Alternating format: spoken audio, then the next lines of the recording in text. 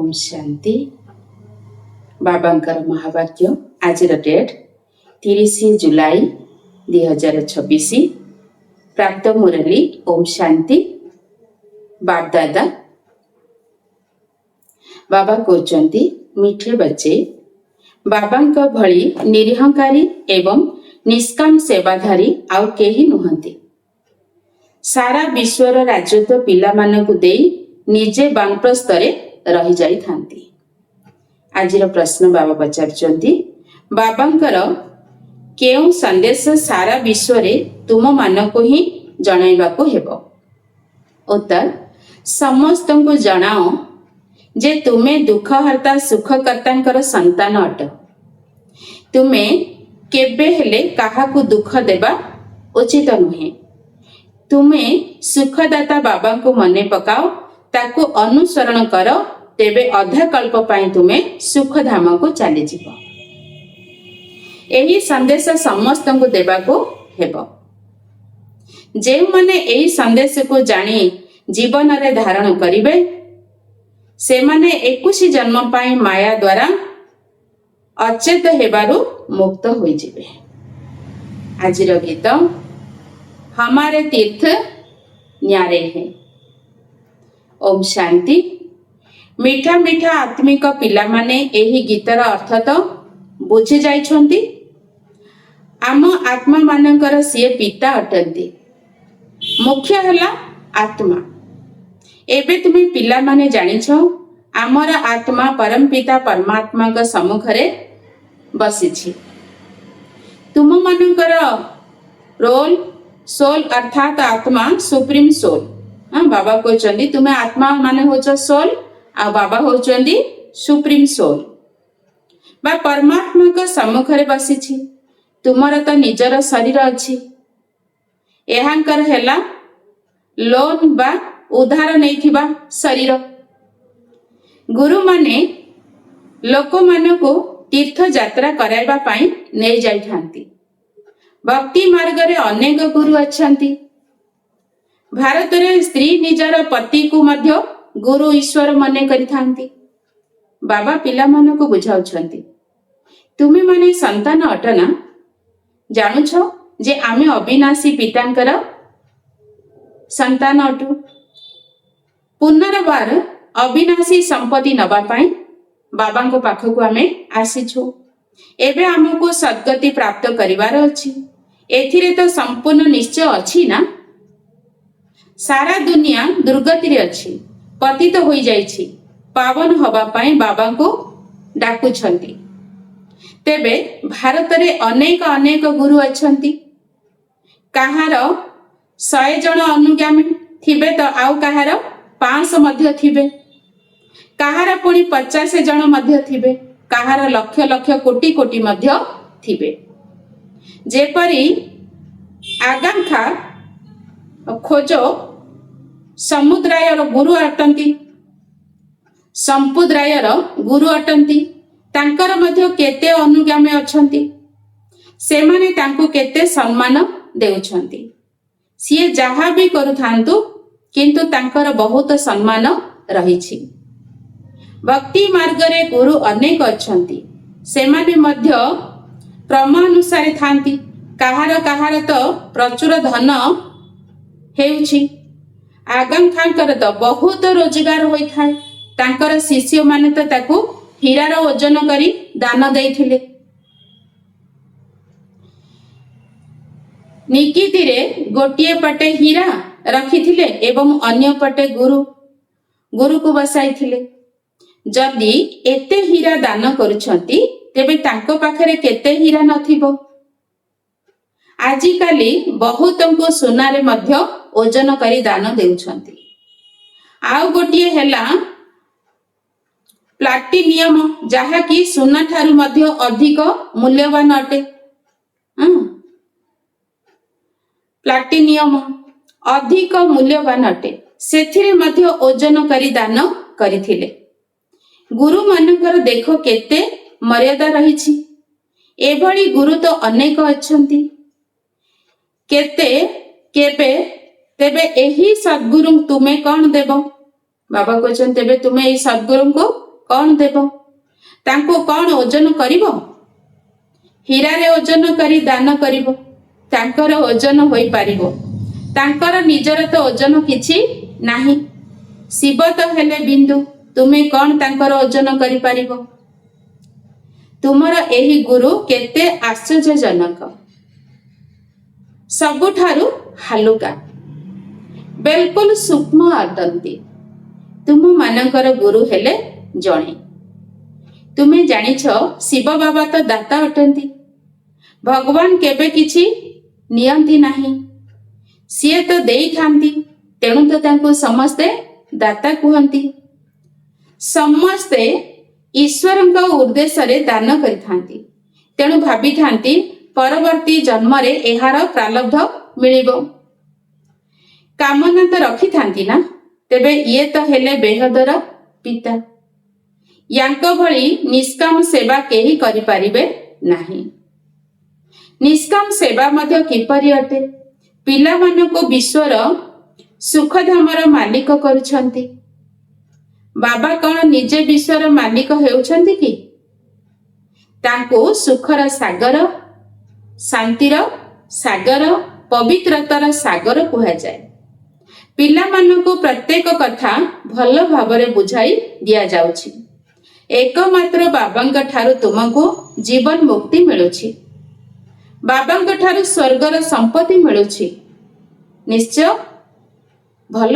ବାସ୍ କେବଳ ବାବା ଏବଂ ସମ୍ପତ୍ତିକୁ ମନେ ପକାଇବାର ଅଛି।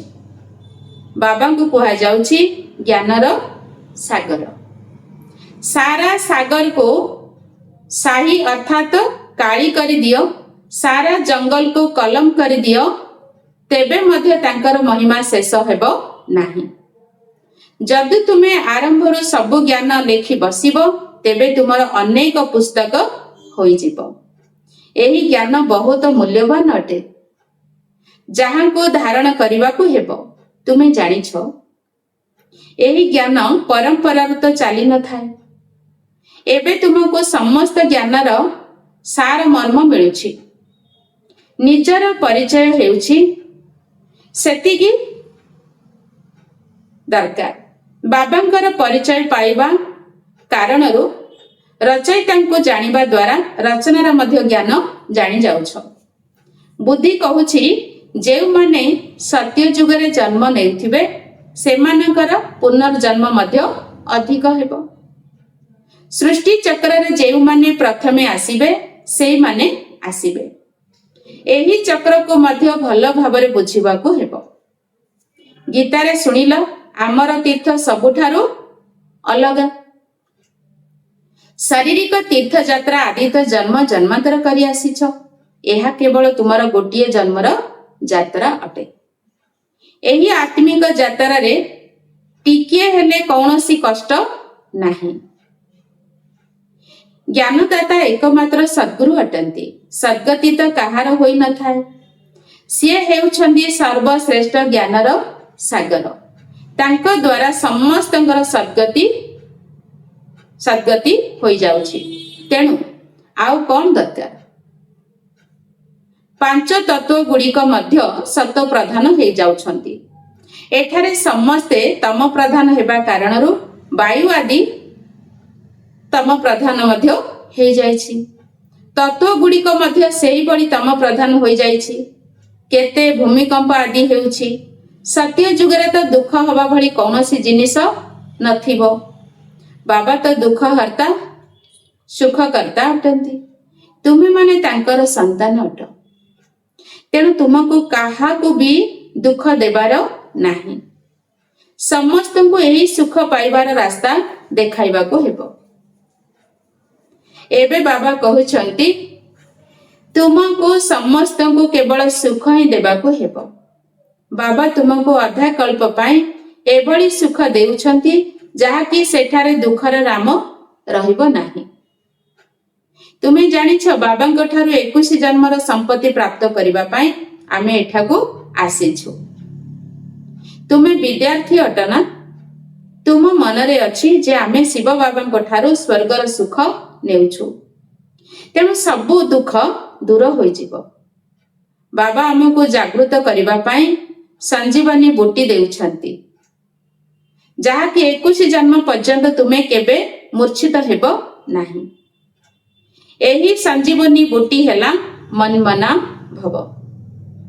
ସମସ୍ତଙ୍କର ସଦ୍ଗତି ଦାତା ଏକମାତ୍ର ବାବା ହିଁ ଅଟନ୍ତି। ତାଙ୍କୁ ନିରାକାର ନିରହଙ୍କାରୀ କୁହାଯାଏ। ଯାହାଙ୍କର ଶରୀରରେ ବାବା ଆସୁଛନ୍ତି ସେ ମଧ୍ୟ ସାଧାରଣ ଅଟନ୍ତି। ବାବା କହୁଛନ୍ତି, ପ୍ରିୟ ସନ୍ତାନ ଗଣ, ମୁଁ ତୁମର ଆଜ୍ଞାଧୀନ ପିତା। ବଡ଼ ଲୋକମାନେ ସର୍ବଦା ଏହିଭଳି ଲେଖିଥାନ୍ତି, ମୁଁ ଆଜ୍ଞାଧୀନ ସେବକ। ନିଜ ପାଇଁ କେବେ ହେଲେ ଶ୍ରୀ ଲେଖନ୍ତି ନାହିଁ। ଆଜିକାଲି ତ ଶ୍ରୀ ଶ୍ରୀ ଲେଖି ଦେଉଛନ୍ତି, ନିଜ ନିଜକୁ ଶ୍ରୀ ଶ୍ରୀ ଲେଖି ଦେଉଛନ୍ତି। ଆତ୍ମିକ ପିତା ହେଉଛନ୍ତି ନିରାକାରୀ और ନିରହଙ୍କାରୀ। ଏବେ ତୁମେ ତାଙ୍କ ସମ୍ମୁଖରେ ବସିଛ ଏବଂ ଜାଣିଛ ସିଏ ଆମର ପିତା, ଶିକ୍ଷକ, ସଦ୍ଗୁରୁ ଅଟନ୍ତି। ବାକି ଭକ୍ତି ମାର୍ଗରେ ଅନେକ ଗୁରୁ ଅଛନ୍ତି। ଗୁରୁମାନଙ୍କର ମଧ୍ୟ ଗୁରୁ ଥାନ୍ତି, କିନ୍ତୁ ଶିବ ବାବାଙ୍କର କେହି ଗୁରୁ ନାହାନ୍ତି। ଇଏ ସତ୍ ପିତା, ସତ୍ ଶିକ୍ଷକ, ସଦ୍ଗୁରୁ ଅଟନ୍ତି। ତୁମେ ଜାଣିଛ ଆତ୍ମା ହିଁ ସଂସ୍କାର ଧାରଣ କରୁଛି। ବାବା ମଧ୍ୟ ଆତ୍ମା ଅଟନ୍ତି ନା? ସିଏ ଗୁଣର ଭଣ୍ଡାର ଅଟନ୍ତି। ତୁମେ ଆତ୍ମା ମାନଙ୍କର ଗୁଣ ଭିନ୍ନ ଭିନ୍ନ ଅଟେ। ଏହି ସମୟରେ ଯେଉଁ ଗୁଣ ତୁମ ମଧ୍ୟରେ ଅଛି ସେହି ଗୁଣ ସବୁ ବାବାଙ୍କର ଅଟେ। ପୁଣି ସତ୍ୟ ଯୁଗରେ ତୁମର ଦୈବୀ ଗୁଣ ହୋଇଯିବ। ବାବା ଜ୍ଞାନର ସାଗର, ସ୍ନେହର ସାଗର ଅଟନ୍ତି। ଶ୍ରୀକୃଷ୍ଣଙ୍କର ମହିମା ଅଲଗା ଅଟେ। ଶିବ ବାବାଙ୍କୁ 16 କଳା ସମ୍ପୂର୍ଣ୍ଣ କୁହାଯିବ ନାହିଁ। ସିଏ ତ ସର୍ବଦା ସ୍ଥିର ହିଁ ଅଟନ୍ତି।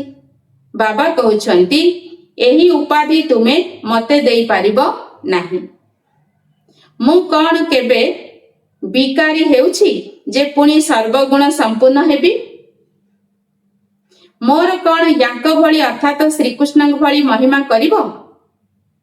ଏହି ଜ୍ଞାନକୁ ଯିଏ କଳ୍ପ ପୂର୍ବରୁ ଶୁଣିଥିଲେ ସେଇମାନେ ହିଁ ଏଠାକୁ ଆସିବେ। ଏଠାକୁ ଆସି ବାବାଙ୍କ ଠାରୁ ଶୁଣିବେ ଏବଂ ବାବାଙ୍କୁ ମନେ ପକାଇବେ। ଶେଷ ସମୟରେ ସମସ୍ତେ ହାୟ ହାୟ କରି କାନ୍ଦିବେ। ତାପରେ ଭାରତର ଜୟ ଜୟକାର ହେବ। ଏବେ ତୁମେମାନେ ଯାତ୍ରାର ରହସ୍ୟ ମଧ୍ୟ ଜାଣିଗଲଣି। ଏହି ଆତ୍ମିକ ଯାତ୍ରା ପରେ ପୁଣି ତୁମେ କେବେ ହେଲେ ଏହି ମୂର୍ତ୍ତ ଲୋକକୁ ଫେରିବ ନାହିଁ। ଦୁନିଆରେ ତୀର୍ଥଯାତ୍ରା କରି ପୁଣି ଘରକୁ ଫେରି ଆସିଥାନ୍ତି। ଅନେକ ମନୁଷ୍ୟ ସ୍ନାନ ଆଦି କରିବା ପାଇଁ ଯାଉଛନ୍ତି। ଭକ୍ତିର ଦେଖ କେତେ ବିସ୍ତାର ରହିଛି। ଯେପରି ବୃକ୍ଷ କେତେ ବିଶାଳ ହୋଇଥାଏ କିନ୍ତୁ ମଞ୍ଜି ଅତି ଛୋଟ, ସେହିପରି ଭକ୍ତିର ମଧ୍ୟ କେତେ ବିସ୍ତାର ରହିଛି। ଜ୍ଞାନର ଗୋଟିଏ ବଡ଼ ମଧ୍ୟ ସଦ୍ଗତି କରି ଦେଇଥାଏ। ଭକ୍ତି କରି କରି ତଳକୁ ତଳକୁ ଖସିବାରେ ଅଧା କଳ୍ପ ଲାଗିଯାଇଥାଏ। ଏଠାରେ ତୁମକୁ ସିଡ଼ି ଚଢ଼ିବା ପାଇଁ ଗୋଟିଏ ସେକେଣ୍ଡ ଲାଗୁଛି। ଏହି ସଙ୍ଗମ ଯୁଗର ଲିଫ୍ଟ କେତେ ଭଲ। ତଳୁ ଏକଦମ ଉପରକୁ ଯିବ, ନିଜ ଘର ଶାନ୍ତିଧାମକୁ ନେଇଯାଉଛି। ଏହି ଲିଫ୍ଟ ଆମକୁ କଣ କରୁଛି? ଗୋଟେ ସେକେଣ୍ଡରେ ଶାନ୍ତିଧାମକୁ ନେଇଯାଉଛି। ଏହାକୁ ହିଁ କୁହାଯାଏ ଚଢ଼ତି କଳା, ସର୍ବକା ଭଲା। ସମସ୍ତଙ୍କର ସଦ୍ଗତି ଦାତା ଏକା ବାବା ହିଁ ଅଟନ୍ତି। ଏବେ ତୁମେ ଜ୍ଞାନ ଏବଂ ଭକ୍ତିର ପାର୍ଥକ୍ୟକୁ ବୁଝିପାରୁଛ। ତେବେ ଜ୍ଞାନ, ଭକ୍ତି ଏବଂ ବୈରାଗ୍ୟ ରହିଛି ନା? ସନ୍ନ୍ୟାସୀ ମାନଙ୍କର ହେଉଛି ଶ୍ରୀମତ ବୈରାଗ୍ୟ, ସୀମିତ ବୈରାଗ୍ୟ। ବାବା ବୁଝାଉଛନ୍ତି ବୈରାଗ୍ୟ ଦୁଇ ପ୍ରକାରର ଅଟେ। ଗୋଟିଏ ହେଲା ହଦ ଅର୍ଥାତ ଅଳ୍ପ କାଳର ବୈରାଗ୍ୟ, ଯାହା ଦ୍ୱାରା କୌଣସି ସଦ୍ଗତି ହୁଏ ନାହିଁ। ଅନ୍ୟଟି ହେଲା ବେହଦର ଅର୍ଥାତ ବୈରାଗ୍ୟ, ସଦାକାଳର, ଯାହା ଦ୍ୱାରା ତୁମର ସଦ୍ଗତି ହେଇଯାଉଛି। ଶ୍ରେଷ୍ଠରୁ ଶ୍ରେଷ୍ଠ ହବା ପାଇଁ ତୁମ ପିଲାମାନଙ୍କୁ ବର୍ତ୍ତମାନ ସଦ୍ଗତିର ଶ୍ରୀମତ ମିଳୁଛି। ଏବେ ଶ୍ରୀମତ ଆଧାରରେ ଶ୍ରେଷ୍ଠ ଦୁନିଆର ସ୍ଥାପନା ହେଉଛି। ଏହି ଦୁନିଆ ରାବଣ ମତରେ ଚାଲି ଭ୍ରଷ୍ଟ ହୋଇଯାଇଛି। ଏବେ ଆମେ ଶ୍ରେଷ୍ଠ ହେଉଛେ, ଏହି ସବୁ କଥା ତୁମେ ମାନେ ହିଁ ଜାଣିଛ। ଦୁନିଆ ଆଉଦ ଜାଣିନାହିଁ। ତୁମ ପାଇଁ ତ କହୁଛନ୍ତି ଏହି ବ୍ରହ୍ମାକୁମାରୀ ମାନେ ବିନାଶ କରାଇବାର ନିମିତ୍ତ ଅଟନ୍ତି। ପ୍ରକୃତରେ ବିନାଶ ତ ନିଶ୍ଚିତ ହେବ। ଏହା ଦ୍ୱାରା ହିଁ ତ କଲ୍ୟାଣ ହେବାର ଅଛି ନା। କଲ୍ୟାଣକାରୀ ବାବା ଯେତେବେଳେ ଆସନ୍ତି ସେତେବେଳେ ମହାଭାରତ ଲଢ଼େଇ ଲାଗିଥାଏ। ଲୋକମାନେ କହିବେ, ଆମେ କହୁଥିଲୁ ନା ବ୍ରହ୍ମାକୁମାରୀ ମାନେ ବିନାଶ କରାଇବେ। ନିଶ୍ଚିତ ଭାବରେ ବିନାଶ ତ ହେବାର ହିଁ ଅଛି। ପୁରୁଣା ଦୁନିଆର ବିନାଶ ହେବ, ଆମେ ନୂଆ ଦୁନିଆ ସ୍ଥାପନ କରୁଛୁ। ପୁରୁଣା ଦୁନିଆ ପରେ ନୂଆ ତ ନିଶ୍ଚୟ ହେବ। କଳ୍ପ କଳ୍ପ ବିନାଶ ହୁଏ, ତେବେ ଯାଇ ଭାରତରେ ସ୍ୱର୍ଗ ଦ୍ୱାର ଖୋଲିଥାଏ। କିନ୍ତୁ ସେମାନେ ବୁଝିବେ କିପରି? ଆଗକୁ ଗଲେ ବହୁତ ଲୋକ ବୁଝିବେ। ବାବା ଯେତେବେଳେ ଆସିଥାନ୍ତି ସେତେବେଳେ ସାରା ପୁରୁଣା ଦୁନିଆ ସ୍ୱାହା ହୋଇଯାଏ। ତୁମର ଏହି ଯଜ୍ଞ ତ ଆଶ୍ଚର୍ଯ୍ୟଜନକ ଅଟେ, ଯେଉଁଥିରେ ବାହୁରେ ଆହୁତି ପଡ଼ିବାର ଅଛି। ଏହି କଥା ମଧ୍ୟ ତୁମେ ହିଁ ଜାଣିଛ, ଆଉ କେହି ଜାଣିନାହାନ୍ତି। ବିଜୟ ତ ପାଣ୍ଡବ ମାନଙ୍କର ହିଁ ହେବ, ଆଉ ସମସ୍ତେ ବିନାଶ ହୋଇଯିବେ। କେବଳ ତୁମେ ପାଣ୍ଡବ ମାନେ ହିଁ ରହୁଛ ଏବଂ ନୂଆ ଦୁନିଆରେ ରାଜ୍ୟ କରୁଛ। ଏହି ଜ୍ଞାନ ବଡ଼ ଆଶ୍ଚର୍ଯ୍ୟଜନକ ଅଟେ। ସମସ୍ତଙ୍କର ଦୁଃଖହର୍ତ୍ତା, ସୁଖକର୍ତ୍ତା, ସଦ୍ଗତି ଦାତା ଏକମାତ୍ର ବାବା ଅଟନ୍ତି। କେତେ ମିଠା ଏବଂ କେତେ ପ୍ରିୟ ପିତା ଅଟନ୍ତି। ତୁମେ କହି ଆସିଛ, ମିଠା ବାବା, ଆପଣ ଯେତେବେଳେ ଆସିବେ ତେବେ ମୁଁ ଆପଣଙ୍କର ଉପରେ ସମର୍ପଣ ହୋଇଯିବି। ମୋର ତ ଏକା ଆପଣ, ଆଉ କେହି ନୁହନ୍ତି। ଏହାର ଅର୍ଥ ନୁହେଁ ଯେ ଘର ଦ୍ୱାର ଛାଡ଼ି ଏଠାରେ ଆସି ବସିଯିବ, ନା। ତୁମେ ଗୃହସ୍ଥ ବ୍ୟବହାରରେ ହିଁ ରୁହ। 7 ଦିନର କୋର୍ସ ଅଥବା ଶିକ୍ଷା ନେଇ ଯେଉଁଠାରେ ଥାଅ ମନ୍ମନା ଭବ। ବାବାଙ୍କୁ ମନେ ପକାଇବାକୁ ହେବ ଏବଂ ସମ୍ପତ୍ତି ନେବାକୁ ହେବ। ବାସ୍ କେବଳ ଯୋଗର ଯାତ୍ରାରେ ରହିବାକୁ ହେବ। ଏହା ଦ୍ୱାରା ହିଁ ବେଡ଼ା ବା ନୌକା ପାରି ହେବ। ଏକଥା ମଧ୍ୟ ତୁମେ ଜାଣିଛ, ପବିତ୍ର ରହିବାକୁ ହେବ। ଛି ଛି, ଅଶୁଦ୍ଧ ଭୋଜନ ଖାଇବାର ନାହିଁ। ମୁରଲି ତ ମିଳିଯାଉଛି, ସମୟ ଏମିତି ଆସିବ ଯାହାକି ମୂଲି ମଧ୍ୟ ମିଳିବ ନାହିଁ। ଅନେକ ଦୁର୍ବିପାକ ମଧ୍ୟ ଆସିବ। ଯଦି ଗଣ୍ଡଗୋଳ ଆଦି ହୋଇଯିବ ତେବେ ମୁରଲି ମିଳିପାରିବ ନାହିଁ। ତୁମେ ଏହି ଆଖି ଦ୍ୱାରା ଯାହା କିଛି ଦେଖୁଛ ତାହା ସବୁ ବିନାଶ ହୋଇଯିବ, ସବୁ ଭସ୍ମ ହୋଇଯିବ। ପ୍ରଳୟ ତ କେବେ ହୁଏ ନାହିଁ। ଦୁନିଆ ତ ଗୋଟିଏ ଅଟେ, ଯାହାକି ନୂଆରୁ ପୁରୁଣା ହୋଇଥାଏ। ନୂଆ ଦୁନିଆ ପୁରୁଣା ଦୁନିଆ କୁହାଯାଏ। ଏବେ ତ କୁହାଯିବ ଏହା ପୁରୁଣା ଦୁନିଆ ଆଉ ଅଳ୍ପ ସମୟ ରହିଛି। ସେମାନେ କହୁଛନ୍ତି କଳ୍ପର ଆୟୁଷ ଲକ୍ଷ ଲକ୍ଷ ବର୍ଷ। କଳିଯୁଗ ପାଇଁ କହୁଛନ୍ତି ଆହୁରି 40,000 ବର୍ଷ ବାକି ଅଛି। ବାସ୍ତବରେ 5,000 ବର୍ଷର ଏହି ଚକ୍ର ଅଟେ। ତୁମ ବୁଦ୍ଧିରେ ସମସ୍ତ ଜ୍ଞାନ ଭରି ରହିଛି। ମନୁଷ୍ୟ ତ ସମ୍ପୂର୍ଣ୍ଣ ପଥର ବୁଦ୍ଧି ହିଁ ଅଟନ୍ତି। ଅଭିନେତା ହୋଇ ଯଦି ଡ୍ରାମାର ରଚୟିତା ଓ ନିର୍ଦ୍ଦେଶକୁ ଜାଣିନଥିବ ତେବେ ତାଙ୍କୁ କ'ଣ କୁହାଯିବ? ବିଶ୍ୱର ଇତିହାସ ଭୂଗୋଳ କିପରି ପୁନରାବୃତ୍ତି ହେଉଛି ତାହା ତ ଜାଣିବା ଦରକାର ନା। ଯେଉଁମାନେ ଭଲ ଭାବରେ ଜାଣିଛନ୍ତି, ବୁଦ୍ଧିରେ ଧାରଣା କରି ଅନ୍ୟମାନଙ୍କୁ ଧାରଣା କରାଉଛନ୍ତି, ସେମାନେ ସର୍ବୋଚ୍ଚ ପଦ ପ୍ରାପ୍ତ କରୁଛନ୍ତି। ବାବା କହୁଛନ୍ତି, ଯେଉଁ ଜ୍ଞାନ ମୋ ପାଖରେ ଥିଲା ତାହା ଏବେ ତୁମକୁ ଦେଉଛି। ଡ୍ରାମାର ନିୟମ ଅନୁସାରେ ମୁଁ ତାର ପୁନରାବୃତ୍ତି କରୁଛି। ମୋର ମଧ୍ୟ ଡ୍ରାମାରେ ଅଭିନୟ ରହିଛି।